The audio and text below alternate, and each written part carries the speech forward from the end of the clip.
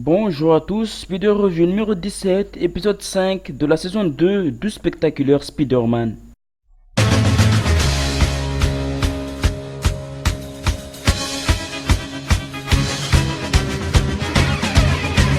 Living on the edge, fighting crime, spinning web, swinging from the highest ledge, he can leap above our heads.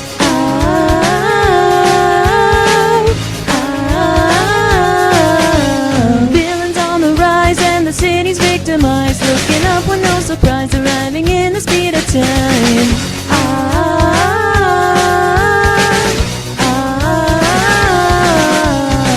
Spectacular, spectacular Spider-Man. Spectacular, spectacular Spider-Man. Spectacular.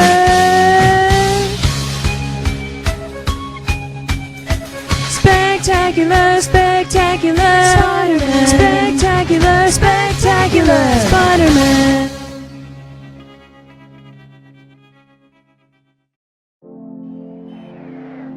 Spider-Man, en plein milieu d'une patrouille, il aperçoit Eddie d'un coin de l'œil, en étant bien éveillé cette fois-ci, pas comme dans le rêve de la dernière fois. Eddie est apparu comme il est venu, c'était une apparition très brève et surprenante, et un peu effrayante. On en viendrait même à se demander si c'était bien lui, alors Spidey pense qu'il a halluciné, un peu comme le verbe imaginer. Je tiens à souligner que le début de l'épisode est précédé d'une fête de Noël et de vacances de fin d'année. Flint Marko, un des membres des Sinistres 6, donc l'homme sable, va dévaliser une bijouterie. Son but n'a toujours pas changé, il veut toujours devenir riche. Il vole tout ce qu'il y a dans les vitrines, mais pas que, non, loin de là, il ne s'arrête pas là. Il va même jusqu'à agresser des honnêtes civils, une jeune femme et un vieillard en l'occurrence. Et comme dans son tout premier affrontement avec Spider-Man, une alarme se déclenche. Et bien évidemment, le tisseur intervient. Projection dans un salon de coiffure, et lorsque l'homme sable s'apprête à le décapiter, déjà on n'y croit pas parce que The Spectacular Spider-Man est un dessin animé pour enfants et que c'est forcément édulcoré. Et quand bien même s'il venait à mourir, compte tenu des habitudes de Marvel, bah ça n'est pas grave, il reviendra avec un retour spectaculaire comme le montre le générique. D'autant plus que dans les comics, il existe une multitude de versions différentes de l'araignée, avec chacun leurs propres histoires. Il s'en sort né et craint. Exactement comme aussi pour la première fois, la police arrive et l'homme sable privilégie la fuite au détriment de son butin une fois de plus. J'ai particulièrement apprécié ce running gag, c'était plutôt marrant. Au lycée de Midtown, deux choses plus ou moins intéressantes à faire savoir. Vous allez voir, c'est assez remarquable. La première est que Kara designement parlant, le frère de Liz dont elle a mentionné dans l'épisode 1 de cette même saison apparaît. Il porte le nom de Mark. Élève très connu du lycée, il sort à peine d'une maison de correction. Ses mauvaises fréquentations avec un autre élève ne le réussit pas. J'entends ici qu'il lui propose un nouveau coup bas. La deuxième chose qui est la plus intéressante, vous allez voir c'est assez cool, c'est le retour d'Harry. Petite mise au point. Dans Qui tout double, l'épisode 9 de la saison 1, nous avons découvert que la consommation de la globuline verte a provoqué chez Harry une accoutumance ainsi qu'un dédoublement de la personnalité, et qu'il était en réalité le bouffon vert.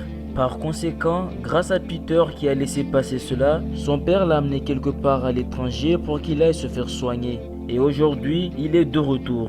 Bon retour parmi nous, Harry. Je n'arrête pas de penser à Eddie. Oh, excuse-moi, je suis désolé, mais quand est-ce que tu es revenu? Hier soir, je suis...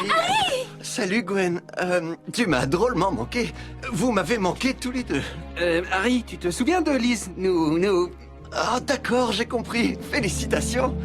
La fête d'anniversaire de Flash approche à grands pas. C'est aujourd'hui même. En revanche, nous n'avons aucune information sur ce qui est de son âge. Il va alors inviter une fille de son plein gré parce que Liz l'a quitté.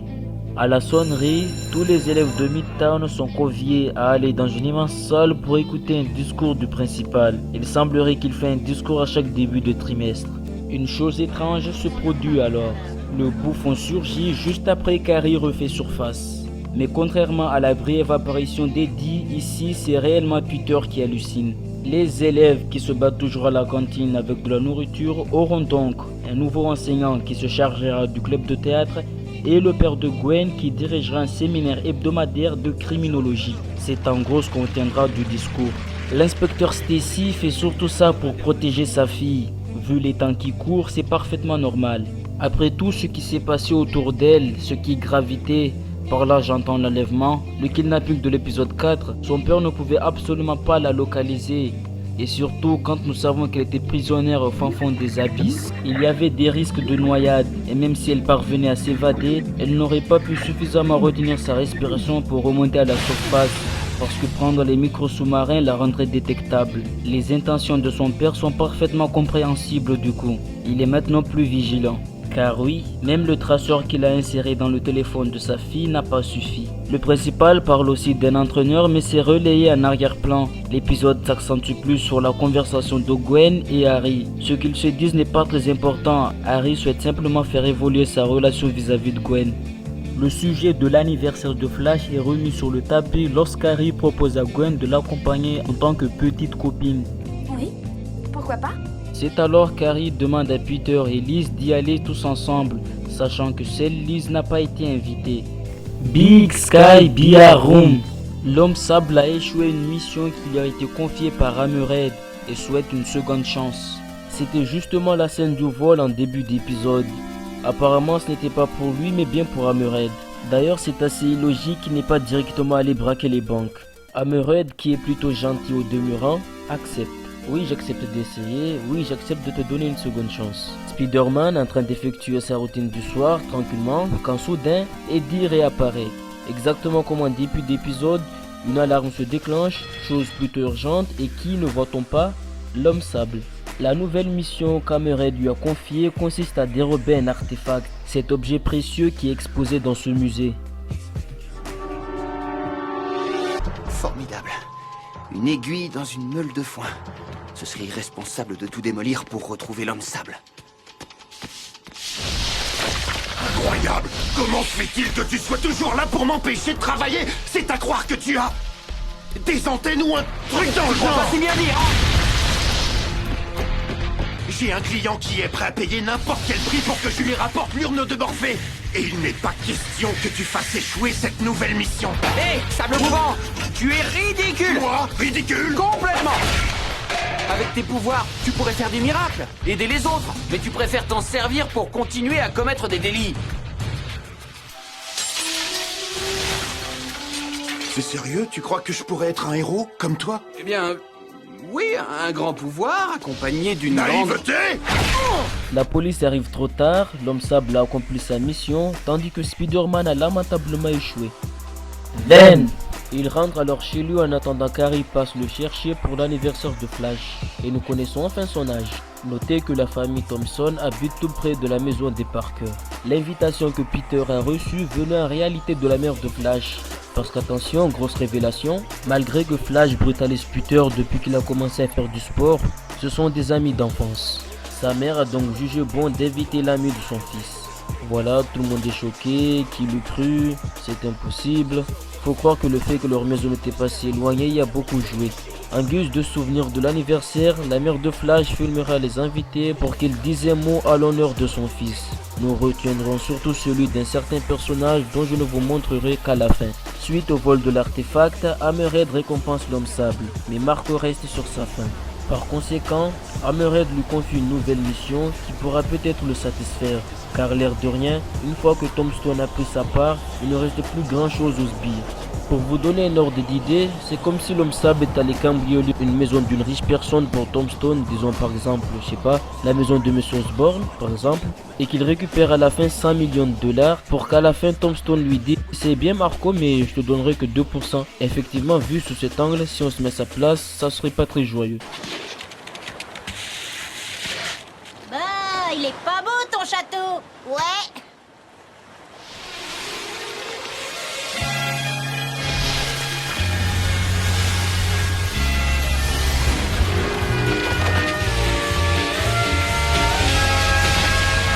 Vous êtes l'homme sable? Oui. Merci. De rien, ma jolie. Rentre à la maison, il commence à faire froid.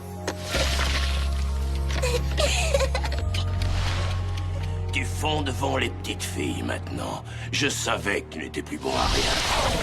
Alors, pour cette nouvelle mission, l'homme sable n'aura qu'à stopper un bateau transportant du pétrole et des hommes d'Hammerhead s'occuperont du reste, c'est-à-dire vider le pétrolier. Flash spécial. Le célèbre homme sable a été aperçu en train d'attaquer un pétrolier cet l'heure qui suit. Spider-Man va alors tout de suite de ce pas compromettre le plan, avant de prendre conscience que Marco est un type bien. Je rappelle que tout ce qu'il veut, c'est être riche. Ce but n'est en aucun cas nuisible à personne. On ne parle pas de se venger de quelqu'un, ni de détruire des matériaux, ni de tuer pour le plaisir, et encore moins de gouverner l'univers. Seulement d'être riche sans faire de mal à autrui. À l'instant même où il aura compris que deux personnes allaient mourir noyées par sa faute, il laisse tomber la mission et sauve l'équipage. Et on en aura fini avec lui dans cet épisode. Toi qui rêvais de faire le coup du siècle, Marco. À mes yeux, tu viens d'accomplir le geste le plus héroïque qu'on puisse imaginer.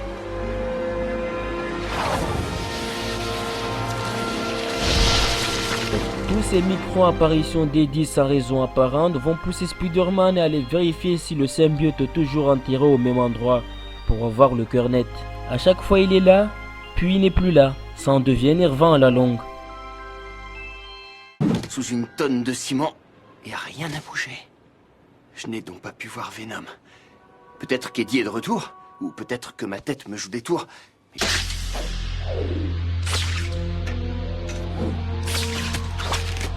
Je savais qu'en jouant un peu avec tes nerfs, tu finirais par me conduire jusqu'à mon maître. Salut Flash, je me suis incrusté et tu m'en voudras pas. Pour tout te dire, je raterai pas une seule occasion de m'amuser cette année. Merci, vieux frère. D'ailleurs, si tu vois mon vieux frère, Peter, dis-lui bien que nous lui rendrons visite très bientôt. Ça n'a pas pu vous échapper, cet épisode s'est terminé avec la couleur du symbiote. Le titre de l'épisode est Le retour de Venom. Il a été réalisé par Kevin Altieri et scénarisé par Kevin Hobbs. Quant à l'ennemi de l'épisode, entre guillemets, c'est l'homme sable. À la prochaine, Aaron termine.